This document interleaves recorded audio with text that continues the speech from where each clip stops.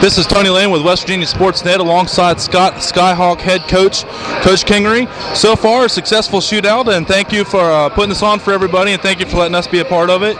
And also, congratulations against Tulsa on Tuesday.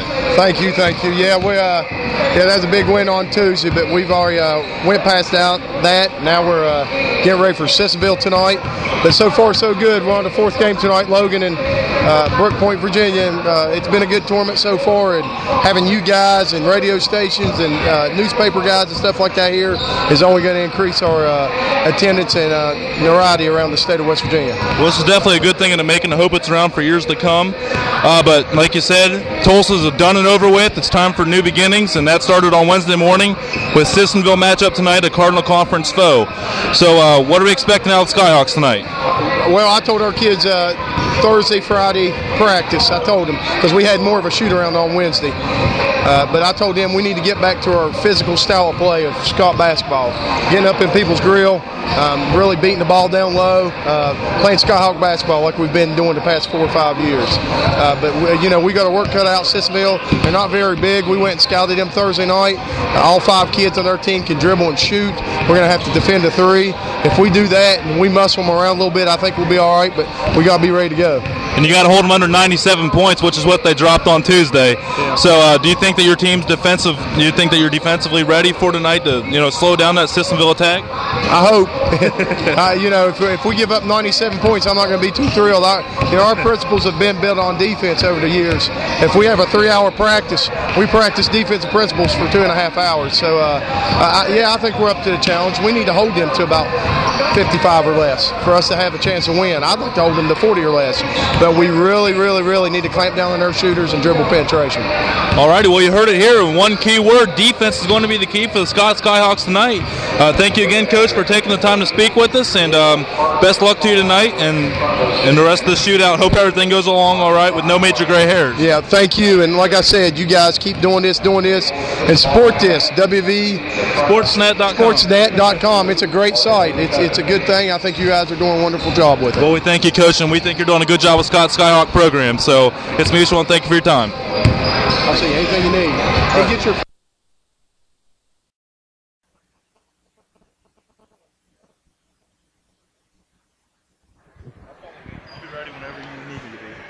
We're back at the Madison Civic Center where our 7 o'clock game is about ready to tip off. Player introductions coming directly. It'll face Scott Skyhawks will be facing the Sissonville Indians in this AA matchup. Starters coming right after this.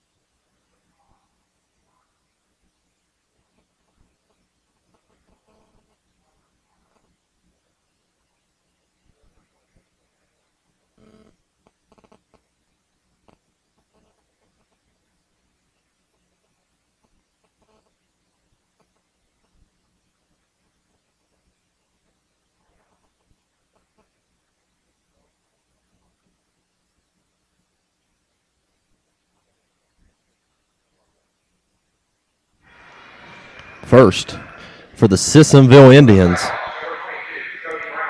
their starting 5 will look like this. Number 2, Caleb Wilkinson. He's a junior. He's 6'1". Out beside him will be number 10, Austin Crawford. He's a sophomore, 6 foot. Chaz Clark, 5'5", junior, wearing number 22. 33, Zach Knoll, the sophomore. He's 5'6".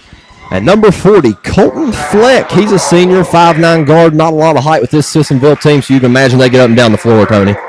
Absolutely, and we're expecting that, but we're also expecting the Twin Towers to take full advantage of this mismatch. And if you heard about the Twin Towers, let me break them down for you, as they're the 2 go-to guys for the Scott Skyhawks system. They go by the name of Dave Ward, a 6'6", 220-pound 4/5 center. He's a post man. He goes in and out with the mid-range jumper and finishes down low. And as me and Foster saw in an open gym session tonight, he can throw it down with authority and from a decent ways out. But the other big man is a 6'7", 260-pound senior, number 45, Justin Harmon. So them are the two Twin Towers, but let's introduce the other three starting players for the Scott Skyhawks. Jesse Belcher, the 5'7" little man, but he's the point guard, and he's quick, and he's good with the ball, and he can handle it. He's a junior, again at 5'7". Then also we have Matt Dolan, a 5'9" sophomore, 155 pounds.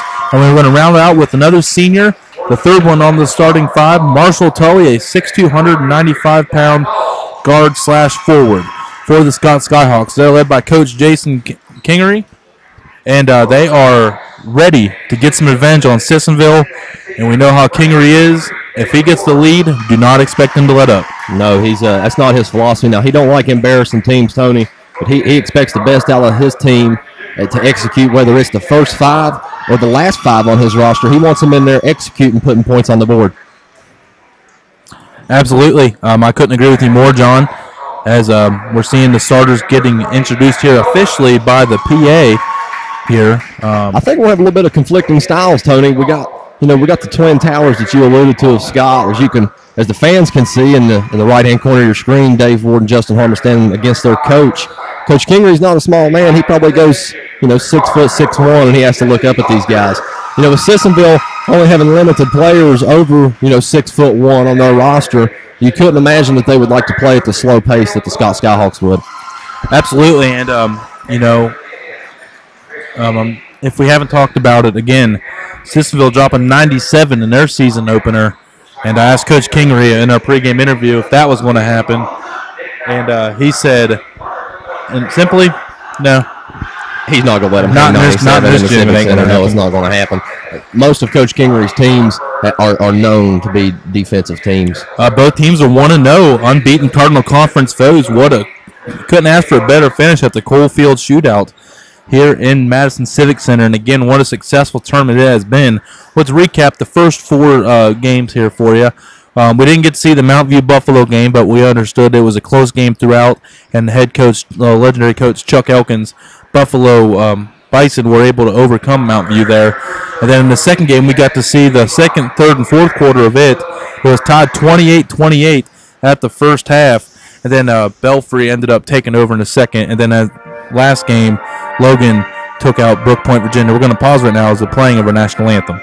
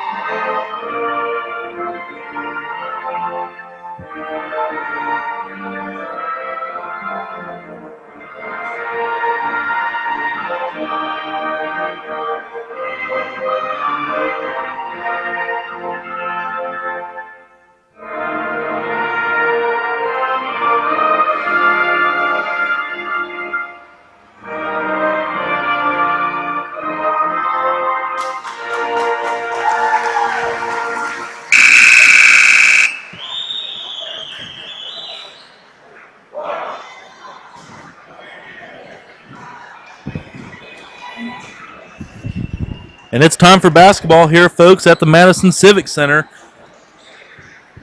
As the crowd has cleared out a little bit since the Logan game, but still a pretty decent crowd. Probably, I'd say, close to 1,000 in attendance here tonight, John. Yeah, most of the times when the Skyhawks play up here, Madison turns out and they support them real well. Madison, as we've seen so far on our website, a lot of support in Madison's Danville area. Absolutely. We're absolutely grateful for that. Yeah, absolutely. It makes it a lot easier for us whenever we get a lot of support from the community. We're underway. And Sissonville gets the opening tip-off. And here we go, folks. Number 20, Colton Fleck down there, number 40. Gets to number 2, Caleb Williamson. That's stolen away by Dave Ward. That looked good on Dave's part, sticking his hand in there, making something happen. I'm liking the knee highs, by the way, for the Scott Skyhawks. Coach Kingery preaches professionalism, and you'll never see any of his teams. They'll all be uniformed identical. And Harmon, what a lot of people don't realize, he's only been playing organized basketball for 3 years. Yeah. Unbelievable. Huge upside on this young man because he's such a load, 6'6". Huge upside. And, probably more than likely a college prospect. I know some coaches are, probably going to take a look at him. We'll see how that works out for him as the season progresses. If he keeps averaging a double-double like he did on Tuesday night against Tulsa, he will be, he'll be all right. I think he'll get some looks. We have a foul on the play already. Number 33, Zach Nell. That'll be his first foul of the game. As Jesse Belcher hands the ball over to number 30, Marshall Tully. And he goes down low to Harmon. He finishes it up, and Harmon getting the first one out of the way underneath, 2-0. 6:45 in remaining in the first quarter of action. Yeah, it was good. You knew they were going to look there first off down low, and they were wasting no time executing their game plan. And number 40, Colton Fleck, misses the shot, and we go down here on the other end. Dolan going to the hole there, and he is going to be fouled. A blocking violation going to be assessed to Caleb Williamson. That'll be his first, team second, and Dolan will go to the line to shoot too. So we're going to get an early look here at one of the players not named the Twin Towers. Matthew Dolan, overall, Kingery's got a good group of kids. Like, I'm sitting there trying to think. I was getting her to say, like, this is a good kid, and I was like, man, we keep saying that about every single one. But it's the truth. Every single one of his kids are well-mannered from what I've seen. That's right, yeah. He runs a first-class program, Tony, and number 20, Matthew Dolan, he's only a sophomore. I'm fortunate enough to work in the school systems, and I've been in the classrooms that he's been in. He is a highly intelligent young man, and he has a huge upside for him outside of athletics. As he misses the second one, it's 3-0 now. Scott still in the lead. Sissonville looking to get that goose egg off the board in the first minute and a half of action. Now a three-point shot up and good by Zach Nell. No good. Harmon with the rebound. He'll get it up to Jesse Belcher. Belcher, the speedster, going up the floor, finding Ward off the pass from Dolan. Now get it down low to Harmon. Nice move by Harmon up and around. Like I said, folks, 3 years is all that took the big man to learn that sweet little nifty move underneath. Yeah, it did. That looked good, Tony. Good touch. And now Ward with a steal. Well, now we have a fast break and timeout time for Sissonville, which 7-0. Skeens is living on the sideline. He is all in the grill of his Sissonville Indians. He is not happy. Well, they came out and it's 7-0 real quick. Scott Skyhawks. I wouldn't be happy if I was a head coach either. Now, so much for slowing it down for the Scott Skyhawks. 7 points in the first 2 minutes. And a little faster pace than what we were expecting. But how important is it, John, getting out to a setting the tone like Scott has, and I mean, let's be honest. Right now, Sissonville looks overmatched, underprepared, and they just look like they're not even in the same league. I know it's early, That's first right. 2 minutes, but Scott brought it. Well, set the tone. That's what Jason Kingery is all about. He wants to come out guns blazing all the time, and he's got his Skyhawks prepared. I mean, they're handling this Sissonville Indians, quick little team real well.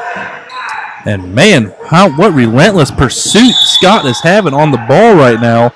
Marshall Tully, especially a ball hawk right now, more than a Skyhawk. And if you'll watch this Skyhawk team, Coach Kingery alluded in our season preview that he'd like to have 10 people in his rotation. He felt like he didn't have 10 right now, Tony.